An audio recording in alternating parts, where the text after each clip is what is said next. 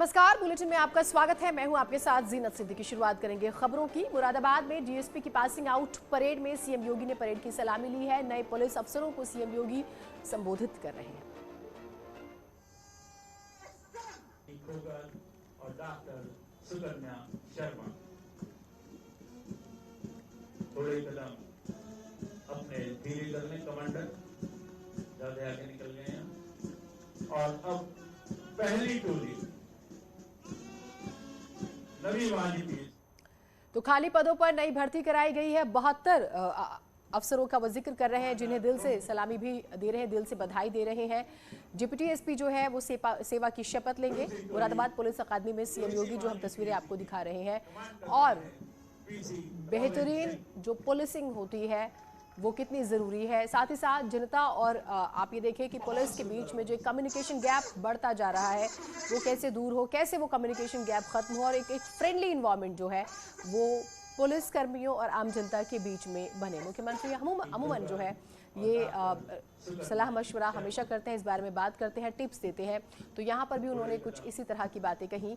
Passing out parade की सलामी ली। 86वीं police उपाधीक्षकों की परेड की तस्वीरें हम आपको दिखा रहे हैं, जिसमें ट्रेनी अफसरों को योगी मंत्र मिला है।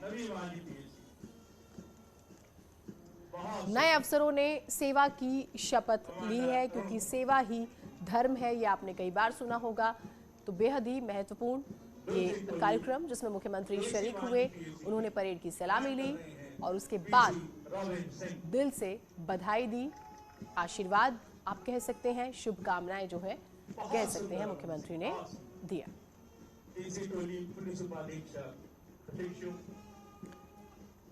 साथ ही वो एक महत्वपूर्ण बात करते हैं ट्रांसपेरेंसी, पारदर्शिता की। अगर आप देखें कि उत्तर प्रदेश की हर दूसरी भर्ती जो है वो कोर्ट कचहरी में लटकी हुई है, यहाँ पर मुख्यमंत्री एक बात कहते हैं कि बेहद ही पारदर्शी तरीके से ये भर्ती कराई गई और प्रदेश सरकार अपनी हर भर्तियों को लेकर दावा भी करती है।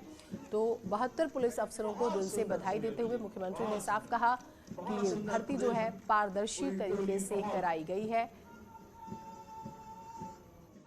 वैश्विक महामारी कोरोना के इस कालखंड में सभी नियमों निर्देशों का पालन करते हुए पासिंग आउट परेड और शपथ ग्रहण समारोह का आयोजन एक अत्यंत सराहनीय पहल है। पुलिस उपाधीक्षक पद के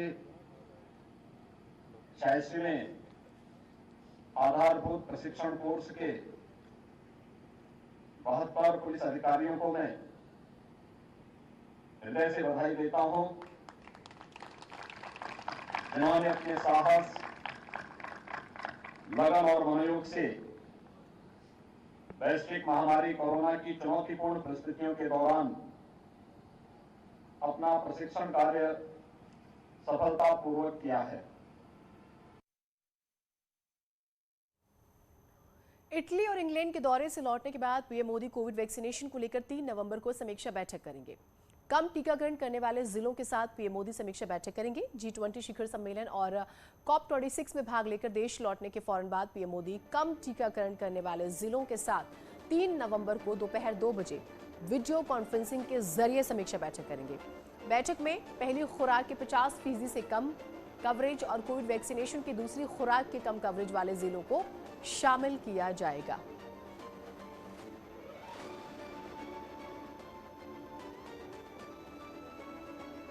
तो देखिए, G20 ये जो पूरा कार्यक्रम है, जो प्रधानमंत्री लौटेंगे उसके बाद जो उनका कार्यक्रम है वो हम आपको बता रहे हैं, और आप इसे इस तरह से समझ सकते हैं कि किस तरह से संजीदगी है। यूं तो भारत में 100 करोड़ से ज्यादा लोगों को कोविड का पहला डोज लग चुका है, पहली वैक्सीन, लेकिन वो जिले जहां पर 50% से कम है टीकाकरण, अगर हम एक रेशियो की बात करें, उन जिलों के अधिकारियों से बातचीत होगी। अनूप हमारे साथ जुड़े हुए हैं। अनूप, इस पूरे कार्यक्रम के बारे में बताइएगा हमारे दर्शकों को। देखिए, आपको बता दूं कि प्रधानमंत्री नरेंद्र मोदी अभी विदेश के दौरे पे हैं और वहां से लौटकर ठीक 3 तारीख को वो उन जिलों के जिलाधिकारियों के साथ सीधे बातचीत करेंगे जहां वैक्सीनेशन जो है उसके पहला डोज उसका 50% से कम हुआ है और दूसरा डोज भी बहुत कम मात्रा में किया गया है। उन जिलों को चिन्हित कर दिया गया है, जिसमें झारखंड है, नॉर्थ ईस्ट के कुछ जिले हैं, इसके अलावा महाराष्ट्र के कुछ जिले हैं, 40 जिले हैं जिसको अभी तक चिन्हित किया गया है। और उसके जो जिलाधिकारी हैं उससे सीधे प्रधानमंत्री नरेंद्र मोदी चर्चा करेंगे और जानने की कोशिश करेंगे कि वहां उन्हें किस तरह की दिक्कतों का सामना करना पड़ रहा है। और आपको बता दूं कि जो बैठक होगी उसमें उन जिलों के जिस राज्य के में जिले आते हैं उसके मुख्यमंत्री भी उस बैठक में मौजूद होंगे। वीडियो कॉन्फ्रेंसिंग के जरिए ये बैठक होगी और तमाम बातों पर एक तरह से कह सकते हैं कि चर्चा की जाएगी, क्योंकि एक तरफ जहां देश में 100 करोड़ से ज्यादा टीकाकरण हो गया है, तो आखिर क्या वजह है कि उन जिलों में इस तरह से टीकाकरण की जो है वो कमी आई है। इसकी जानकारी प्रधानमंत्री नरेंद्र मोदी लेंगे। जी ठीक, बहुत शुक्रिया आपका तमाम जानकारियों के लिए। उधर मेरठ में खेल खेल में एक बच्चे की जान पर बनाई है। छत पर खेल रहे बच्चे के कंधे से 5 फीट का बांस जो है आर पार हो गया और इसके बाद परिवार वाले उसे फौरन डॉक्टर के पास लेकर पहुंचे। डॉक्टरों को भी 3 घंटे की सर्जरी के बाद कामयाबी मिलती है, उस बांस को बाहर निकाला गया। फिलहाल बच्चा खतरे से बाहर है। मेरठ के मामेपुर इलाके में 12 साल का साद अपने घर की छत से पड़ोसी की छत पर कूदा और वहां की छत टूट गई, जिसके नीचे बांस रखे हुए थे। उसमें से एक बांस उसके कंधे से आर पार हो गया। बच्चे का वीडियो सोशल मीडिया पर वायरल हो रहा है। और देखिए, ये एक खबर है जो बहुत हैरान करती है और ऐसी एक और खबर आती है हरियाणा से, जहां पर एक व्यक्ति के शरीर से जो है 3 सरिया आर पार हो जाती है और फिर लंबा वक्त लगता है ऑपरेशन करने में। तो कुल मिलाकर बच्चा, अब यहाँ पर हम बहुत ज़्यादा समझदारी की उम्मीद नहीं कर सकते, लेकिन शरारत जो है वो कैसे जान पर बनाई।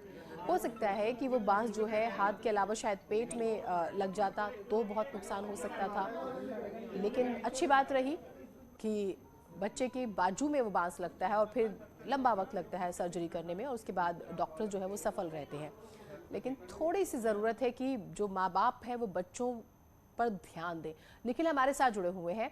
निखिल, बहुत ही ज़्यादा ये कहें कि अलार्मिंग ये खबर है हर माँ बाप के लिए कि वो बच्चों पर ध्यान दें। क्या हुआ था, ज़रा ये पूरी खबर हमारे दर्शकों को बताइए और हम चाहेंगे कि जो बच्चे हमें देख रहे हैं वो भी थोड़ा ध्यान दें, शरारत करने से पहले सोचें। बिल्कुल दीनत, जिस तरीके से आप तस्वीरों में देख रहे हैं, बड़ा ही एक ऐसा दृश्य है जो किसी की जान भी ले सकता था और इस बच्चे की जान पर बन ही आई थी, लेकिन डॉक्टरों ने सफल ऑपरेशन किया। 3 घंटे लगे इस सर्जरी में, एक्सपर्ट टीम थी और तब जाकर इसके हाथ से 5 फीट का बांस निकाला गया। आप देख सकते हैं इन तस्वीरों में कितना दर्दनाक हादसा उस समय हुआ होगा जब इसके हाथ में इतना लंबा बांस घुस गया और किस तरीके से घुसा होगा।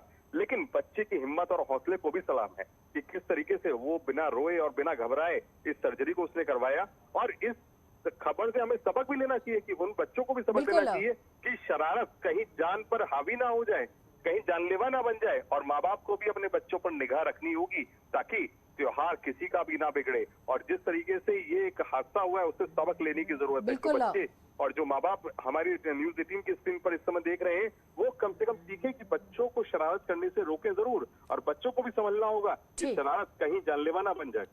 बिल्कुल, बच्चों को ध्यान देना होगा अपना, लेकिन बच्चों से ज्यादा माँ बाप को, क्योंकि बच्चे तो फिर बच्चे ही हैं। लेकिन ये खबर बहुत हैरान करने वाली। अमरोहा के आदमपुर के एक गांव में रेप पीड़िता का शव पेड़ पर लटकता मिला। परिवार वालों ने गांव के ही रहने वाले रेप के आरोपी पर हत्या कर शव को लटकाने का आरोप लगाया। पुलिस ने शव को कब्जे में लेकर पोस्टमार्टम के लिए भेज दिया। पुलिस ने 3 लोगों के खिलाफ मुकदमा दर्ज कर लिया है। 25 सितंबर की घटना ये बताई जा रही है। पुलिस पर लापरवाही का आरोप लगा है। अधीक्षक ने मामले में थाना प्रभारी सतीश आर्य समेत सिपाही राहुल और सुमित को निलंबित कर दिया है।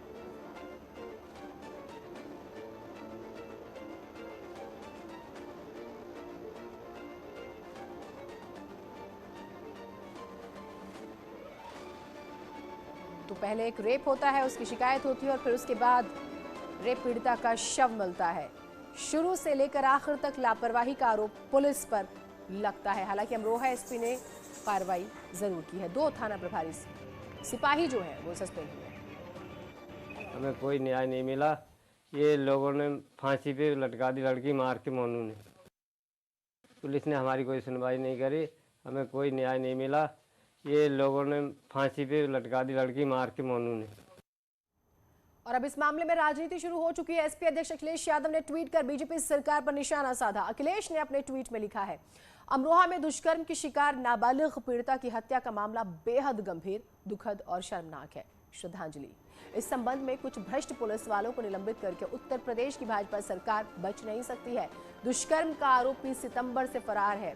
दरअसल उत्तर प्रदेश में सरकार ही फरार है, निंदनीय। ये अखिलेश यादव ने ट्वीट किया है।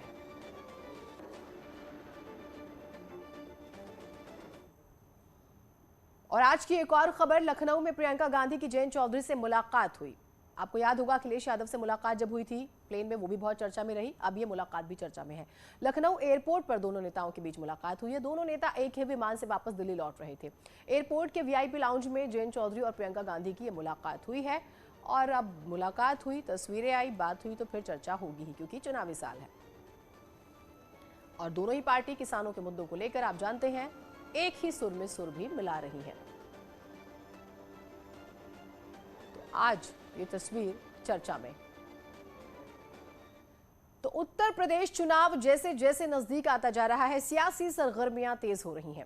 हरदोई में एक रैली के दौरान अखिलेश यादव ने एक ऐसा बयान दे दिया जिस पर उनके विरोधी दलों को सियासत करने का मौका मिल गया। बीजेपी ने अखिलेश और समाजवादी पार्टी की सोच पर सवाल खड़े कर दिए। बीजेपी के राज्यसभा सांसद बृजलाल और विधायक आशीष सिंह आशू ने अखिलेश यादव पर हमला बोला।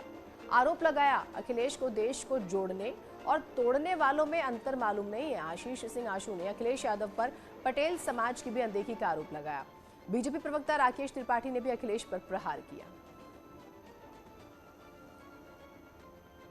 अखिलेश यादव जी, सरदार पटेल के जन्म के एक दिन पहले 30 अक्टूबर 1990 को आपके पिताश्री ने राम भक्तों पर अयोध्या में गोली चलवाई थी।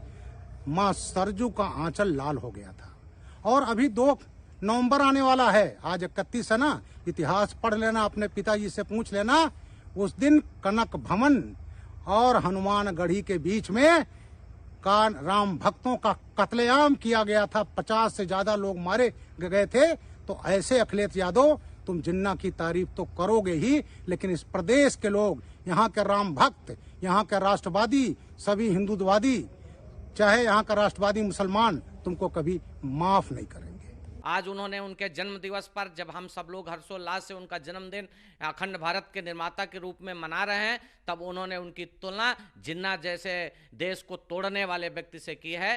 और उनको ये नहीं पता है कि उनका तो अपमान किया ही है, इसके साथ साथ उन्होंने स्वाभिमानी पटेल समाज का भी अपमान करने का काम किया है। और मजहबी राजनीति करने वाले अखिलेश यादव जी ऑस्ट्रेलिया से पढ़कर आए हैं, और वो ऑस्ट्रेलिया से पढ़े हुए अखिलेश यादव जी का ज्ञान सुन करके तो आज मुलायम सिंह जी भी माथा पकड़ लेंगे।